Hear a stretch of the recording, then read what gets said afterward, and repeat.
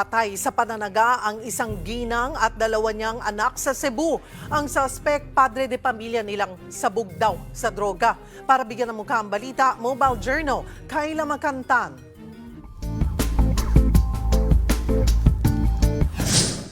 Wala ng buhay na makita ang dalawang bata at kanilang ina sa loob ng kanilang bahay sa Cebu. Ang salarin, ang mismong padre de pamilya.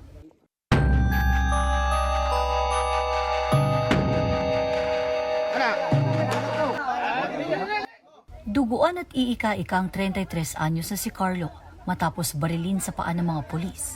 Matapos magtangkang tumakas kahapon, siya ang tinukoy na nasa likod ng pagpatay sa kanyang kinakasama na si Alias Ana at dalawang anak, edad 2 at 11 sa loob mismo ng kanilang tahanan sa Purok Kamanggahan, Barangay Lutak, Nagas City, Cebu, alas 9 ng umaga kahapon.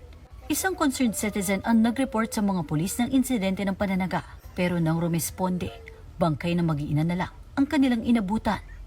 Ayon sa kapatid ni Ana, lumabas noong araw na yun sina Carlo para magtinda ng buko pero hindi rin natuloy matapos magkaroon ng problema sa gamit na karumata. Pero wala raw naging pagtatalo ang mag-live-in. Laking gulat na lang nila nang marinig na pinagtataganan ni Carlo ang mga biktima.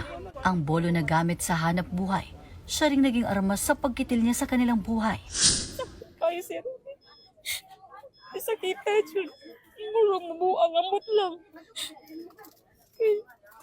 Huwag yung minagdaw nung ani di ako pamilya. Nung ani di ako may suot umangkun. Grabe sakit na nagibuhat niya gud. Huwag sama kasalbahis dyan. Mura siya nagpatay bagkuhan sir. Hayop nga ni sir. Alas 4 na ng hapon nang maaresto ang sospek sa katabing barangay. Ang itinuturong mitsa sa ginawang krimen, ang paggamit niya ng iligal na droga. Lagi ka na mumugsulsul nga ni nung anak. Tungod sa shabu lagi na sir. Kaya suyo pa na sir. Muna hinungdan ko niya nung kabuhi sa sir. Kaya suyo pa na siya. Nasa ospital ngayon ang sospek na ginagamot pa ang tama sa paa. Mahaharap siya sa kasong murder. Mobile Journal, Kayla Makantan, hatid ang muka ng balita.